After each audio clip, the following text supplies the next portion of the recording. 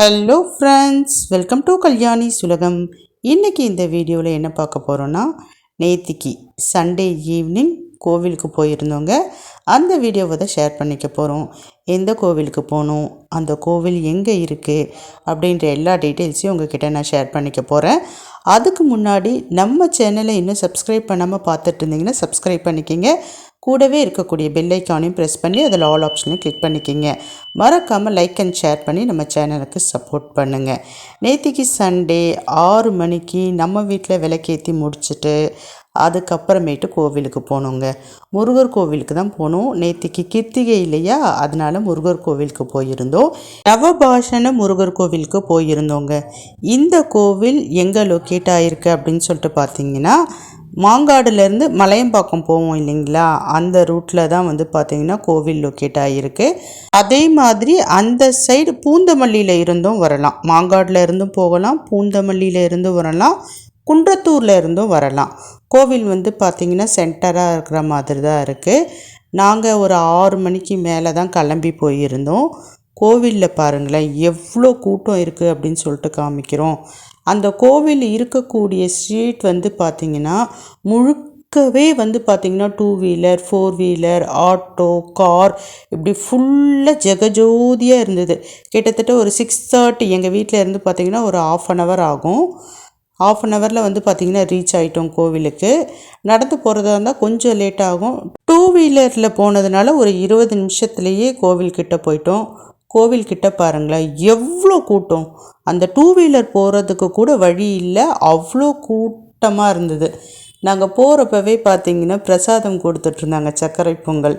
நாங்கள் போய் லைனில் நின்றுட்டோம். அவர்கிட்ட ஏங்க சர்க்கரை பொங்கல் கொடுக்குறாங்க அப்படின்னு சொல்லிட்டு சொன்னேன். ஒழுங்காக முதல்ல சாமியை கும்பிட்டுட்டு அதுக்கப்புறமேட்டு பிரசாதம் வாங்கிக்கலாம் வா அப்படின்னு சொல்லிட்டு என்னை அழைச்சிட்டு போயிட்டாரு. அதுக்கப்புறமேட்டு பார்த்தீங்கன்னா கோவிலுக்குள்ளே போயாச்சு. பாருங்கள் கோவிலில் எவ்வளோ க்யூ இருக்குது அப்படின்ட்டு செம்ம கூட்டமாக இருந்ததுங்க. நேத்திக்கு கிருத்திகை அப்படின்றதுனால நிறைய கூட்டம் இருந்தது. ஆனால் லைன் வந்து பார்த்திங்கன்னா கடன்னு மூவ் ஆகிடுச்சிங்க. கீழே வந்து பார்த்திங்கன்னா ஆக்சுவலாக முருகப்பெருமாள் இல்லை, மேலே மாடியில் பார்த்திங்கன்னா முருகப்பெருமாள் இருக்காங்க. ராஜ அலங்காரத்தில் இருந்தார்.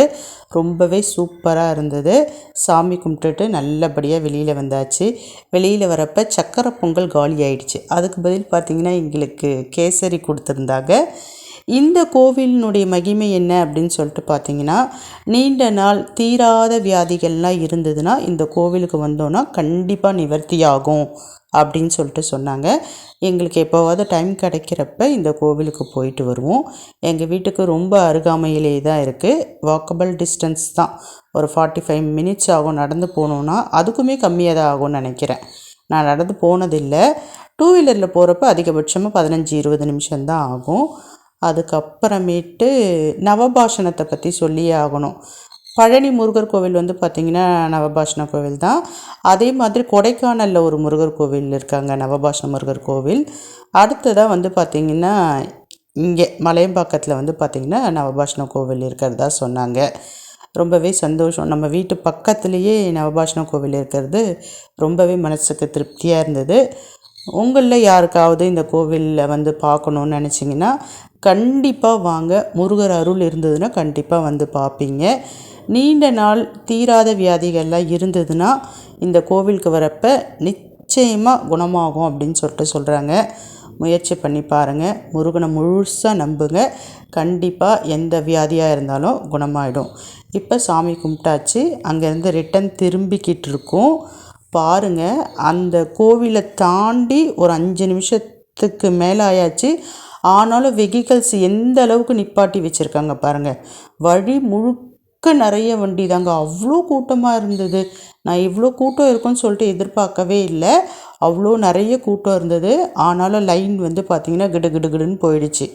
கீழே சாமி கும்பிட்டுட்டு மேலே போயிட்டு முருகப்பெருமாளை தரிசிச்சுட்டு அதுக்கப்புறமேட்டு அங்கே கொஞ்சம் நேரம் உட்காந்துருந்துட்டு அதுக்கப்புறமேட்டு தான் கிளம்பி வந்தோம். முக்கியமாக பார்த்திங்கன்னா கிருத்திகை அன்னைக்கு முருகப்பெருமாளை வழிபட்டதில் ரொம்பவே சந்தோஷமாக இருந்தது. அப்படியே வர வழியில் ஒரு சூப்பு கடை இருந்தது. அங்கே ஒரு பார்க் இருக்குங்க. அந்த பார்க் வாசலில் நிறைய கடைகள் வந்து போட்டிருப்பாங்க. அங்கே வந்து சூப்பு குடித்தோம். நானும் அவரும் வாழைத்தண்டு ஜூஸ் குடிச்சிட்டு அப்படியே குழந்தைங்களுக்கும் வாங்கிட்டு வீட்டுக்கு வந்துட்டோம். அங்கேருந்து பார்த்திங்கன்னா ஒரு 10 நிமிஷம்தான் ஆகும். வீட்டுக்கு 10 நிமிஷத்தில் வந்தாச்சு. இப்போ என்னுடைய 2 மகள்கள் கையிலையும் அந்த சூப்பை கொடுக்க போகிறேன். அதுக்கு முன்னாடி என்ன அப்படின்னு சொல்லிட்டு பார்த்திங்கன்னா, நான் விளக்கேற்றிட்டு தான் கோவிலுக்கு போயிருந்தேன். நான் வர வரைக்குமே பார்த்திங்கன்னா விளக்கு நல்லா நின்று நிதானமாக பிரகாசமாக இருந்தது. அது மனசுக்கு ரொம்பவே பார்த்திங்கன்னா மன நிறைவை கொடுத்தது அப்படின்ட்டு தான் சொல்லணும். பாருங்கள் எவ்வளோ அழகாக இருக்குது 2 விளக்கும். அந்த சுடர் பார்க்குறதுக்கு மனசுக்கு அவ்வளோ திருப்தியாக இருந்தது. சாமி கோவிலில் கொடுத்த பூவை எடுத்துகிட்டு வந்து வச்சுட்டு, அடுத்தது சின்ன மகன் பார்த்திங்கன்னா படிச்சுட்டு இருந்தா, பெரியவ ஏதோ பண்ணிக்கிட்டு இருந்தா. சூப்பை பார்த்தோன்னே கடகடன்னு கீழே இறங்கி வந்துருச்சு. என்னுடைய 2வது மகளுக்கு சூப்புனால் ரொம்ப பிடிக்கும். சரின்னு சொல்லிட்டு 2 பேரும் சூப்பு குடித்தாங்க. அதுக்கப்புறமேட்டு நாங்கள் 2 பேருமே பார்த்திங்கன்னா கொஞ்சம் நேரம் ரிலாக்ஸ் பண்ணிட்டோம். கோவிலுக்கெலாம் போயிட்டு வந்தோம் இல்லைங்களா, அதனால் கொஞ்ச நேரம் அப்படியே உட்காந்துருந்தோம்.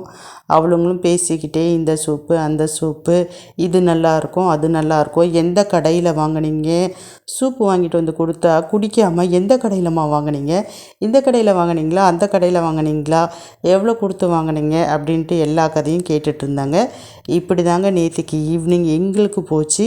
நீங்கள் கோவிலுக்கு போனீங்களா, உங்களுக்கு சண்டே எப்படி போச்சு அப்படின்ற எல்லா விவரத்தையும் மறக்காமல் கமெண்ட் செக்ஷனில் சொல்லுங்கள். முடிஞ்ச அளவுக்கு முருகர் கோவிலுக்கு, அதாவது இப்போ நாங்கள் போயிட்டு வந்த கோவிலுக்கும் நீங்கள் போக ட்ரை பண்ணுங்கள்.